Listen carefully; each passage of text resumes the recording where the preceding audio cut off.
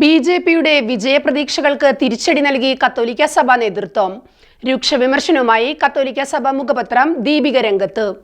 കേരളത്തിന് പുറത്ത് ക്രൈസ്തവരെ വേട്ടയാടുന്ന ബി.ജെ.പി കേരളത്തിൽ കപട സ്നേഹമാണ് കാണിക്കുന്നതെന്നും ഇതെല്ലാം അധികാരത്തിലെത്താനുള്ള കുറുക്കുവഴികൾ മാത്രമാണെന്നും വിമർശിക്കുന്ന കത്തോലിക്ക സഭ അമിത്ഷായുടെ അവകാശവാദങ്ങളെയും തള്ളിക്കളയുന്നു.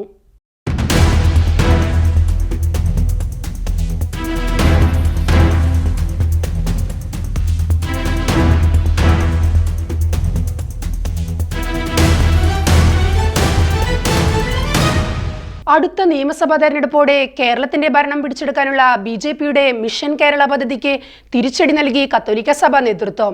ക്രൈസ്തവ സഭാ വിശ്വാസികളുടെ ഒപ്പം നിൽക്കുന്നുവെന്ന പ്രതീതി സൃഷ്ടിച്ച് ക്രൈസ്തവ സഭാധ്യക്ഷന്മാരുടെ പിന്തുണ ഉറപ്പുവരുത്താനുള്ള നീക്കമാണ് കഴിഞ്ഞ കുറച്ചു കാലമായി കേരളത്തിലെ ബി.ജെ.പി നേതൃത്വം നടത്തിവരുന്നത്. ആ പൊള്ളത്തരത്തിനെതിരെയാണ് കത്തോലിക്ക സഭാ നേതൃത്വം ഇപ്പോൾ പ്രതികരിച്ചിരിക്കുന്നത്. ക്രൈസ്തവ പ്രീണന നയങ്ങളാണ് ബി.ജെ.പി അനുവർത്തിക്കുന്നതെന്ന പരാതി ബി.ജെ.പി നേതൃത്വം നൽകുന്ന എൻ.ഡി.എ മുന്നണിയിൽ പോലും പലപ്പോഴും ഉയർന്നിട്ടുമുണ്ട്. ക്രൈസ്തവ മേഖലകളിൽ നിന്നും ബി.ജെ.പിയിൽ എത്തുന്നവർക്ക് വലിയ അംഗീകാരവും സ്ഥാനമാനങ്ങളും നൽകുന്നതും ഈ വിധം പ്രീണന നയങ്ങളുടെ ഭാഗമായിട്ടായിരുന്നു.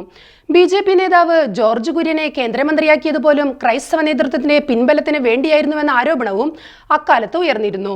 കൂടാതെ പി.സി ജോർജിനും മകൻ ഷോൺ ജോർജിനുമെല്ലാം ബി.ജെ.പി ലഭിക്കുന്ന സ്വീകാര്യത വ്യക്തമാക്കുന്നതും അതേ പ്രീണന നയത്തിന്റെ നേർക്കാഴ്ചകൾ തന്നെയാണ്.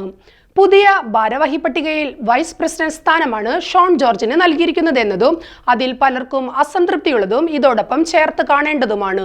തീവ്ര ക്രൈസ്തവ സംഘടനയായ കാസയെ പോലെയുള്ള സാമുദായിക പ്രസ്ഥാനങ്ങളുടെ പിൻബലം ഉറപ്പിച്ചുകൊണ്ടാണ് കേരളത്തിലെ ബി.ജെ.പി നേതൃത്വം ഇതിനുള്ള പശ്ചാത്തല പ്രവർത്തനങ്ങൾ നടത്തി വന്നിരുന്നത്. ബി.ജെ.പിയെ പിന്തുണയ്ക്കുന്ന ക്രൈസ്തവ വിശ്വാസികളെ ക്രിസംഗികൾ എന്ന് വിളിക്കാനിടയായതും ഈ സാഹചര്യത്തിലാണ്. കഴിഞ്ഞ ദിവസം കേരളത്തിലെത്തിയ കേന്ദ്ര ആഭ്യന്തരമന്ത്രി അമിത്ഷാ 2026 ആകുന്നതോടെ കേരളത്തിൽ ബി.ജെ.പിയുടെ ഭരണമുണ്ടാകും എന്ന ആത്മവിശ്വാസം പ്രകടിപ്പിച്ചതുപോലും ഭൂരിപക്ഷ സാമുദായിക സംഘടനകൾക്കൊപ്പം ന്യൂനപക്ഷ മേഖലകളായ മുസ്ലിം ക്രൈസ്തവ മേഖലകളുടെ പിൻബലം കൂടി ഉറപ്പുവരുത്താനാകുമെന്ന് കരുതി തന്നെയാണ്. എന്നാൽ ബി.ജെ.പി നടത്തുന്നത് അധികാരത്തിലെത്താനുള്ള കുറുക്കുവഴി മാത്രമാണെന്നും കേരളത്തിന് പുറത്തുള്ള ക്രൈസ്തവരോട് ഒരു സമീപനവും കേരളത്തിൽ മറ്റൊരു സമീപനവുമാണെന്ന ആക്ഷേപം വലിയ വിഭാഗം ക്രൈസ്തവ വിശ്വാസികൾക്കുമിടയിൽ ശക്തമായി ഉയർന്നിരുന്നു. അതേ വികാരം തന്നെയാണ് കത്തോലിക്ക സഭാ നേതൃത്വം ഇപ്പോൾ മുന്നോട്ട് വെച്ചിരിക്കുന്നതും. കത്തോലിക്ക സഭയുടെ മുഖപത്രമായ ദീപികയുടെ എഡിറ്റോറിയലിൽ ബി.ജെ.പി നേതൃത്വത്തിനെതിരെ അതിശക്ത വിമർശനമാണ് കത്തോലിക്ക സഭാ നേതൃത്വം നടത്തിയിരിക്കുന്നത്.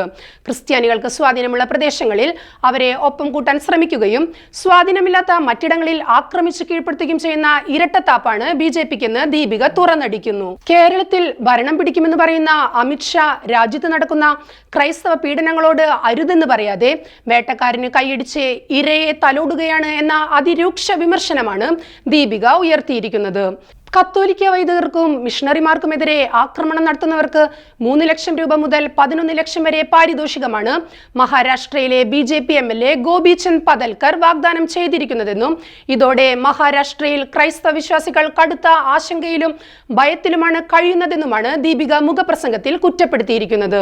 ബി.ജെ.പി അധികാരത്തിലെത്തിയ 2014 മുതൽ 2024 വരെ 4316 അക്രമ സംഭവങ്ങളാണ് ക്രൈസ്തവർക്കെതിരെ ഉണ്ടായിട്ടുള്ളതെന്നും 2024 മാത്രം 834 ആക്രമണങ്ങൾ നടന്നിട്ടുണ്ടെന്നും കണക്കുകൾ ഉദ്ധരിച്ചാണ് ബി.ജെ.പി നേതൃത്വത്തിനെതിരെ കത്തോലിക്ക സഭ ആഞ്ഞടിച്ചിരിക്കുന്നത്.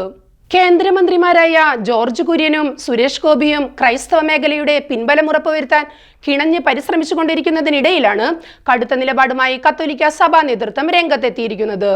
ആസന്നമായ നിയമസഭാ തെരഞ്ഞെടുപ്പിൽ മികച്ച പ്രകടനം കാഴ്ചവെക്കാനും കേരള രാഷ്ട്രീയത്തിൽ ശക്തമായ സ്വാധീനം ഉറപ്പിക്കാനും കഴിയുമെന്ന ബി.ജെ.പി നേതൃത്വത്തിന്റെ പ്രതീക്ഷകൾക്കാണ് ഇതുവഴി മങ്ങലേറ്റിയിരിക്കുന്നത്.